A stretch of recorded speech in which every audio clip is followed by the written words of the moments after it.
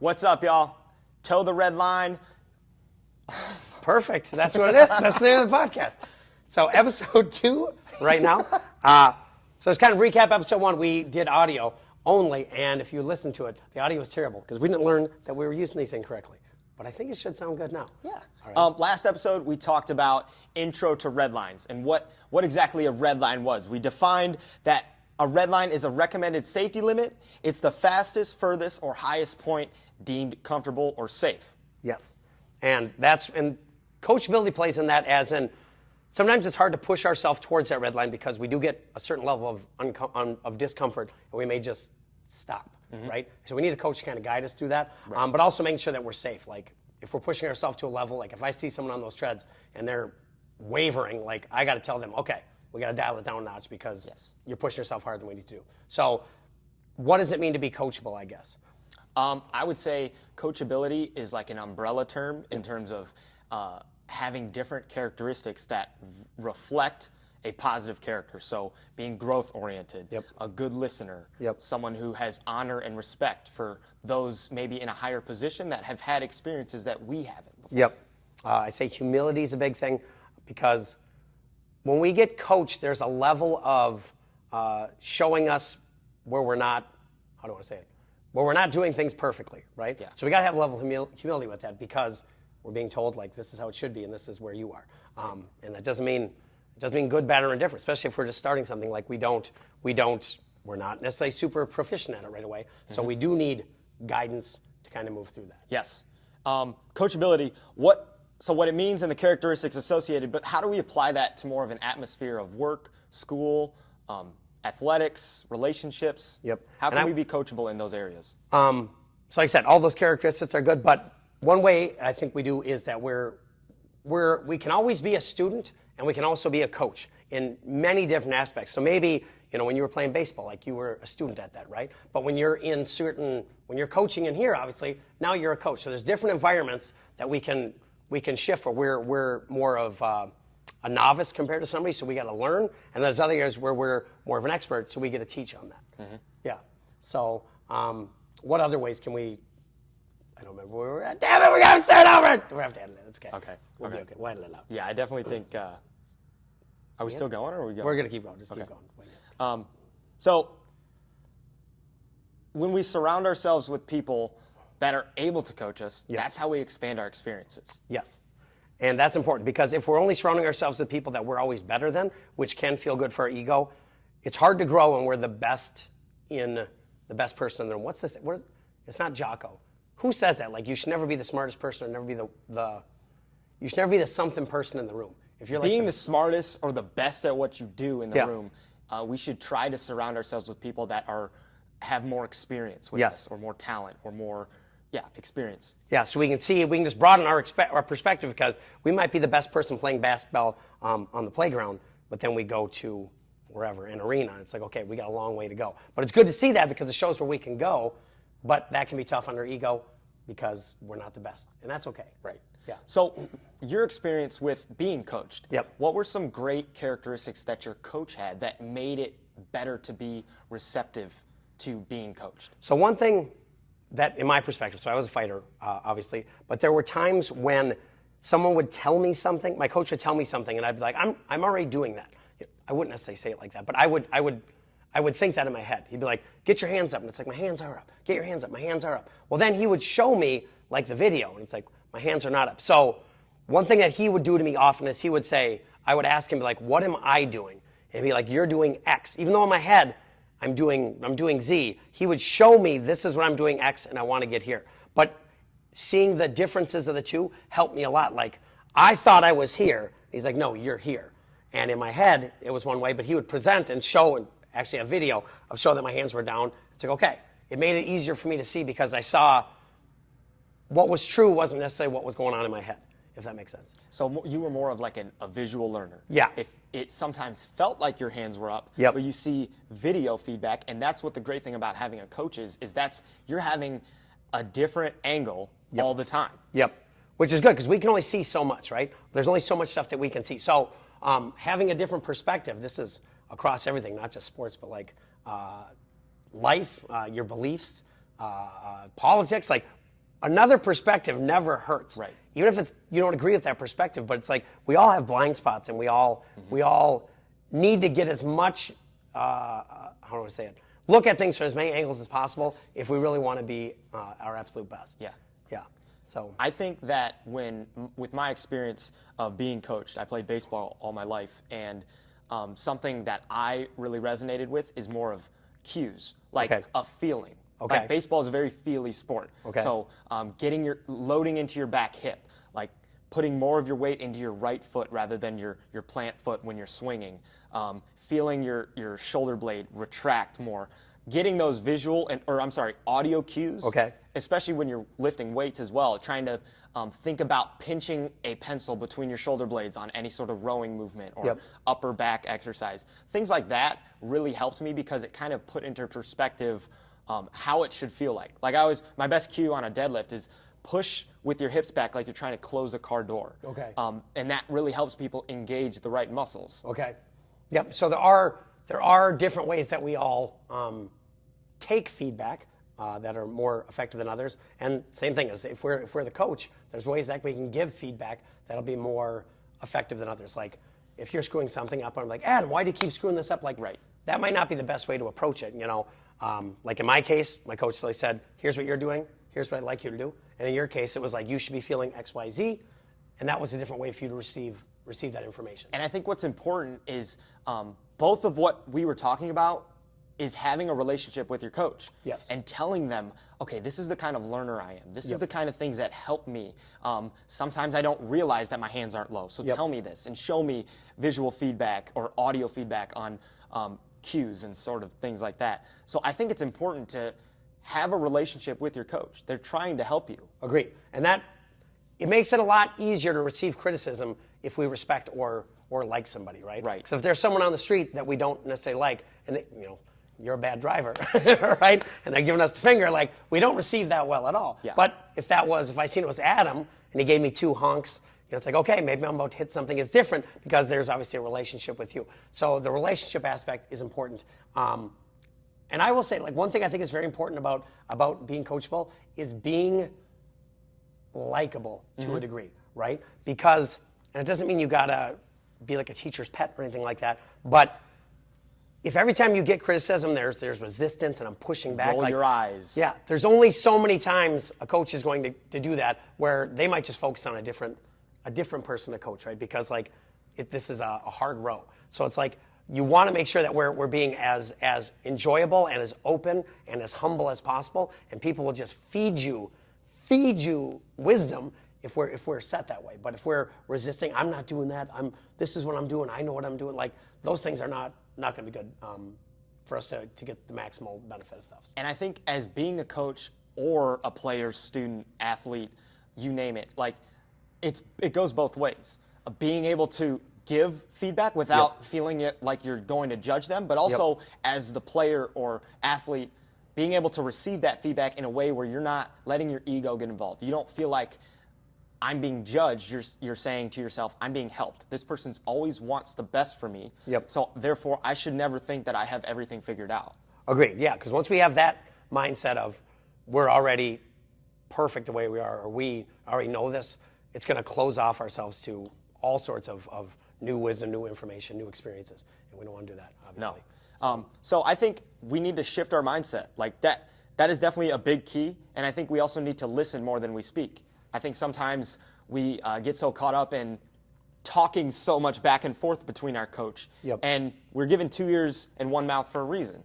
We're supposed to learn from other people and other people's experiences and apply that into how we can get better as an individual. Agreed. I had something I was going to go with that. Talking about, gosh dang it, I'm blanking out here. It was about like the criticism, right? So if you're coaching me, okay, like Luke, maybe you could try grabbing his heavier set of weights, and I immediately go into, I didn't sleep well last night, or I this, or I act like, now all of a sudden I'm pushing, and it's like, just sit and listen.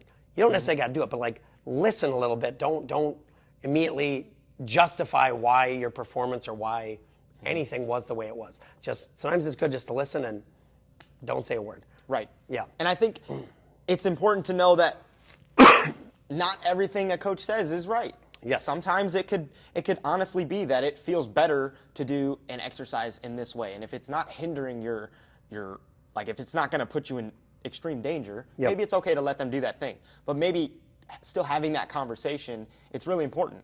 Yep. And the more I don't want to say it.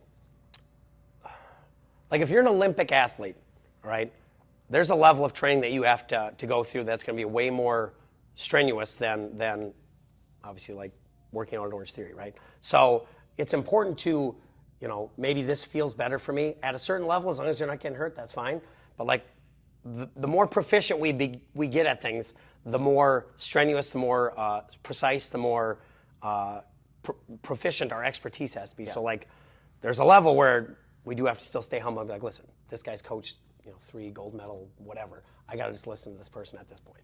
So in terms of criticism, yep. How can our perspective of criticism help allow us to expand our experiences and give us a higher red line? Okay. So what I would say is, first of all, don't act like it's criticism. Like literally it's, Adam is showing me something that I didn't see. That's literally all it is, right? I'm doing a deadlift that maybe I'm not doing perfect. You see something different. You show me, you're sharing your perspective with me, right? That's a lot easier to take for me than saying he's criticizing me or he's judging me or he thinks he's better than me or all these things we make up in our head. Right. Literally what it is you've seen something that I didn't see, period. Now, it might be wrong, it might be right, but it's like that's all he's doing. And a coach is just, or even someone just giving you feedback, is just trying to help, whether it's right or wrong, whether you're driving properly outside or not, but like taking that in a more positive way just by how we view it. It's not necessarily judgment. It's not necessarily criticism. It might just be someone seeing something that we are not currently seeing. Yes, and I think we talked about this earlier, but being growth-oriented, we can use that. We can either use that as kind of putting up our guard, or we can use it as an opportunity to grow. Yep. We should never think we have everything figured out. As a coach, we should never think we have everything figured out. Agreed. We're learning everything from our students, our players, our members, everything. As a coach and a member, we should be able to learn from each other every single day. There's always a new experience involved, and there's always a different perspective. Agreed. It's that's critical, I would say. If you're trying to be successful in any area, we're going to have that kind of mindset where we're open and we're not resisting. Think about it like this way. You're literally resisting other people helping you. And some of these people are better at the thing they're trying to help you with than we are, mm-hmm. right? So like, why would I push against people trying to help me? That seems like so counterproductive. Right. You know what I mean? But it all just comes down to ego. I just got to be able to take in this information and not push against everything that someone's trying to feed me. So going back to what we were talking about earlier, being coachable in every area of life, family, fitness, social media, we can always be coaching each other in different avenues of our life. How can we apply being more coachable in a family setting? In a family setting, so examples like if we're younger, right? So we're 12 and our parents are telling us you got to eat a certain food or you got to go to bed at a certain time or got to clean our room. Like obviously they've been around a lot longer. We're 12 years old, We might not even know the purpose of any of these things, right. or even how to do them. We might not know how to clean our room. We might not know what is proper diet, So like in that regard, it's just, I would guess, inexperienced, but like we should try to be as open as possible in these younger areas. Now, when we get older, and I have many friends who go through this, right? They're adults. They're 30 years old, and their mom is saying X, Y, Z. My mom knows about this because she'll say that. She will 100% tell me stuff, and I'm very resistant. Not just her, I shouldn't say just her. I don't like being told what to do, and my mom knows this, and I love my mom, as much as you can love a parent, you know what I mean? So, but she knows that I'll resist. Like if she says X, I will intentionally do the other thing just cause. So I could obviously do better on that. Right. But as adults, it's a lot harder because we have more control over our lives and how we want to direct it. And we might be getting this influence from someone who's more experienced in many different areas. So you got to take things with a grain of salt because we still got to make our own decisions. Mm-hmm. But once again, it's just another perspective. My mom hated the mullet. Hated the mullet. Every day she told me I got to cut my hair.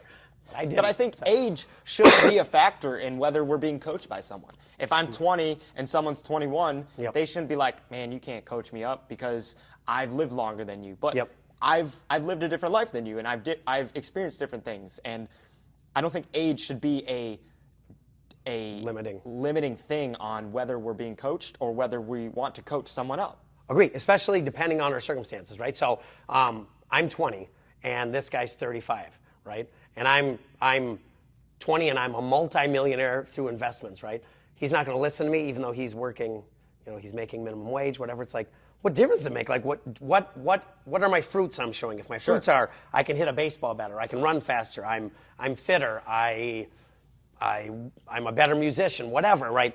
We should take that into account. If the fruit's good, it doesn't matter if the fruit's 20 years old, 8 years old, or 45 years old. All we're trying to do is learn how you got that fruit. How you got that fruit. And it's everyone's got their own way of doing things. We're not saying we have all the answers. Yep.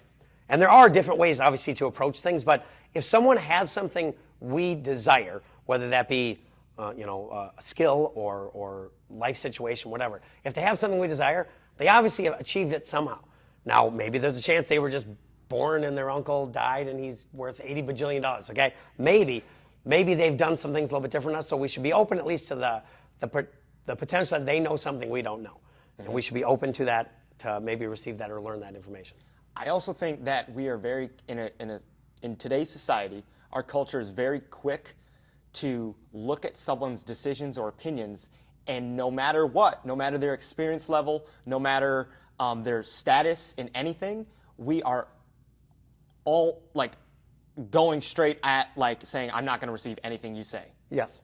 And that while it may feel good because this person's whatever, they're Republican or this person's a different race or whatever, it's like we're literally just limiting how much information we're getting from other perspectives. Gender. Like gender, yeah. If this person's a woman, I'm not going to listen to what they don't know my lifestyle. Yeah. Maybe that they could give you some benefit of a different perspective on what it's like through their experience. Agreed. And so yeah, the more resistant we are to correction or direction, the less we're going to have, the less, I don't want to say it, not expansive, the less broad our experience is going to be. We should try to take in as many perspectives as possible, because every single person, I don't care if it's your brother, if you have a twin brother or sister, they have even though genetically you're the same, they have a completely different life experience. Yeah. Right? Like, we can learn from that. No matter how close we are, we live in the same house, we do this, we don't have the same experience. So it's good to take in as many perspectives as possible. And we've talked about this before, but surrounding yourself with people, broadening your friend group. Yes. And not in terms of like surrounding yourself with bad eggs, Yeah. but not seeing certain people as bad eggs. Just seeing people that have different perspectives and don't like narrow or pinpoint. You shouldn't be surrounding yourself with everyone that believes the same exact things. Yes, because then we're completely eliminating all of these other potential learning experiences, right? I'm not hanging around with Bill because his religion, or because he doesn't have religion, or because he's younger, older, race, gender, sexuality, all these things. Like, I just don't know why would you want to limit any of those experiences, They got a completely different perspective that can possibly teach us some life-changing things. And I would say be slow to judge people. Yes. In any avenue of life.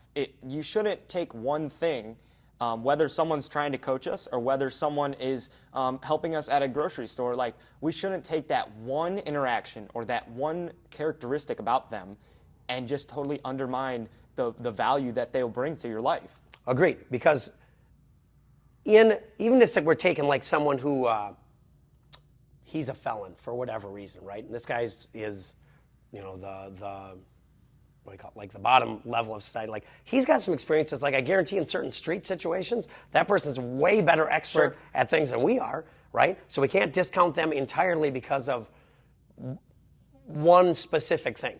Like, we shouldn't discount anybody for anything. Like, someone could be terrible across the board. There's still some value that they can provide us with a different perspective. Yes. Which is good, but it can be hard, obviously hard to take in. I mean, how did NASA start? Where did NASA come from? Do you know this? No. They came from all the German scientists who were like, these are literally Nazis, and we just gave them a free pass, and they started NASA. There you go. I mean, right? It's not good, but I mean, like they had expertise in a field that provided a great benefit, even though they had their hardships, their shortcomings, I guess. Right. I think we should give our listeners some actionable steps in how they can be more coachable and more receptive to criticism. Okay. I think the first step is to not put ourselves in a group of whether I'm a coach or I'm a student. Okay. I think in life we have different areas where we might be more of a coach or we might be more of a student, but I don't think we should pigeonhole ourselves in an area of I will only be teaching people or I will only be learning from people. Yes. I think this should blend more. We should always be learning from people, but we should always give our experience in a way that helps other people learn with other things in their life. So the first step would be consider yourself a coach and a student. I like that. And the second step would be to listen more than you speak. And this could be in any experience in your life. But like I said earlier, we have 2 ears and 1 mouth for a reason. We should listen to what people have to say before we kind of jump the gun on our opinion or our perspective on the situation. We should hear the full perspective before we maybe interject. Yep. And then the third, I think you can finish it off with the third one. So obviously shifting our mindset, and we're going to go over this probably in almost every episode, but like shifting our mindset into being more growth oriented, because if we're trying to have the greatest, broadest experience possible, we have to have that growth mindset. No matter you're 100 years old and you've lived life as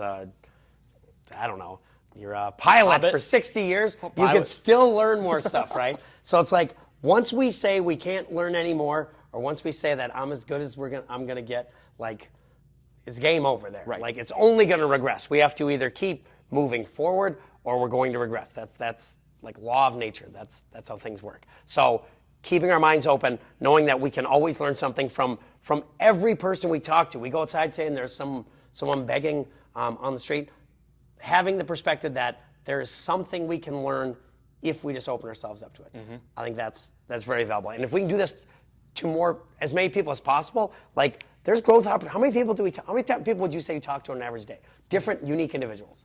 Anywhere from 20 to 100. Hundreds, right? Honestly. Yeah. And if we could learn something or have the potential to learn something from each one of those interactions, how much broader does our perspective get in weeks, in months, right?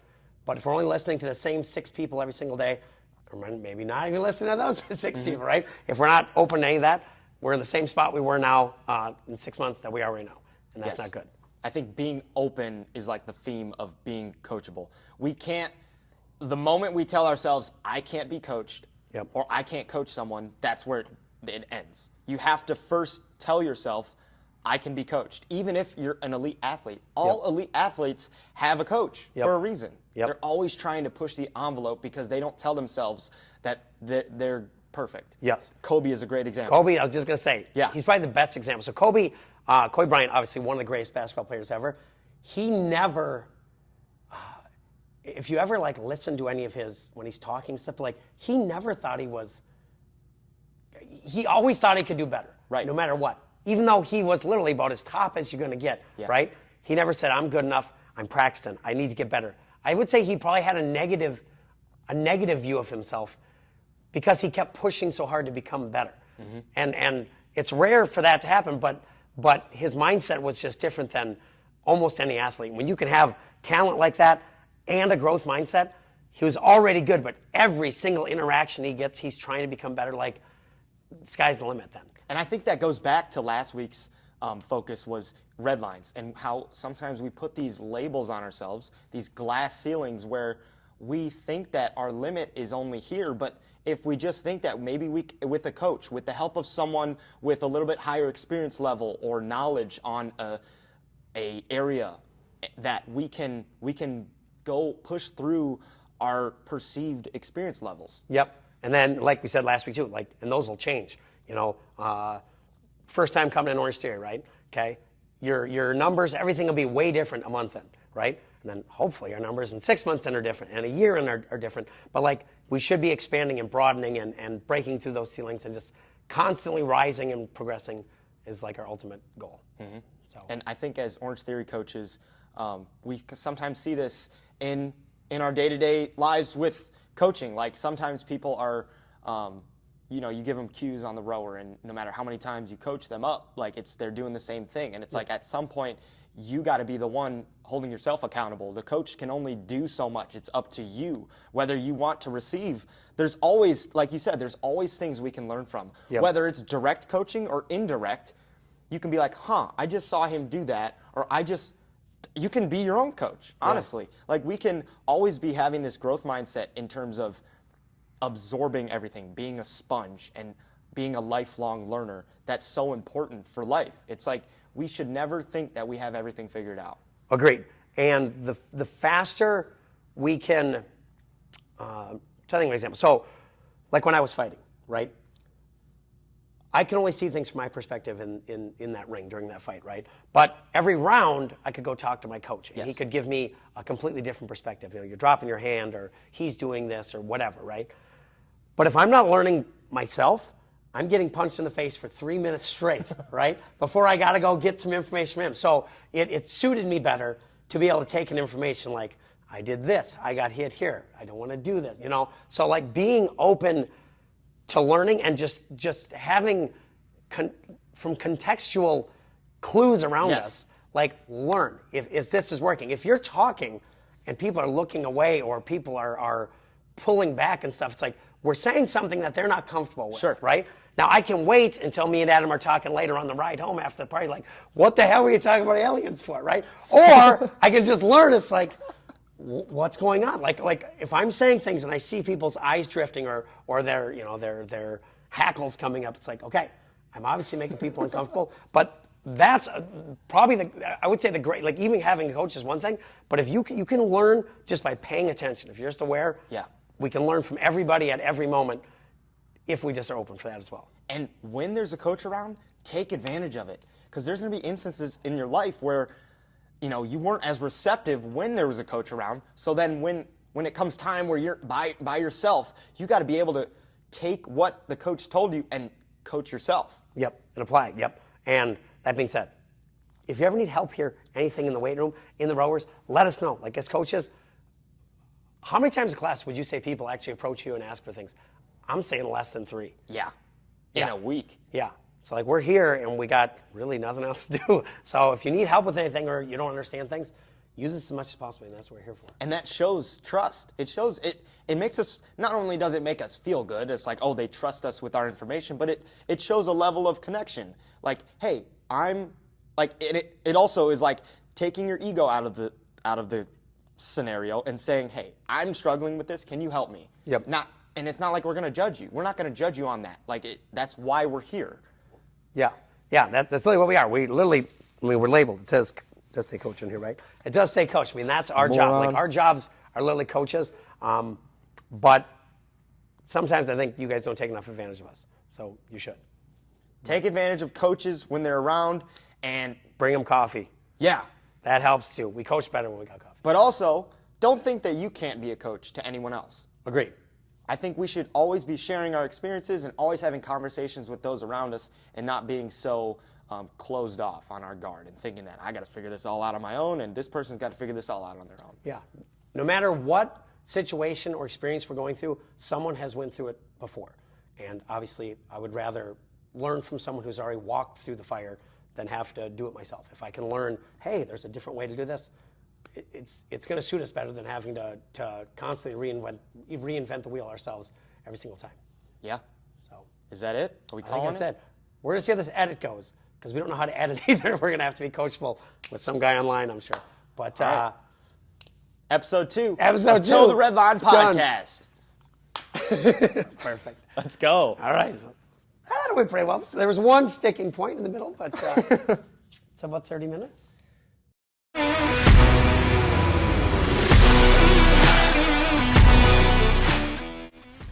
Thanks for listening to this episode. Feel free to leave a rating on Spotify and other platforms. Check us out on Instagram at Toe the Red Line. We'll post Red Line challenges, and we'd love to connect and interact with more of our listeners. Go out and conquer your day, and never forget to toe the red line.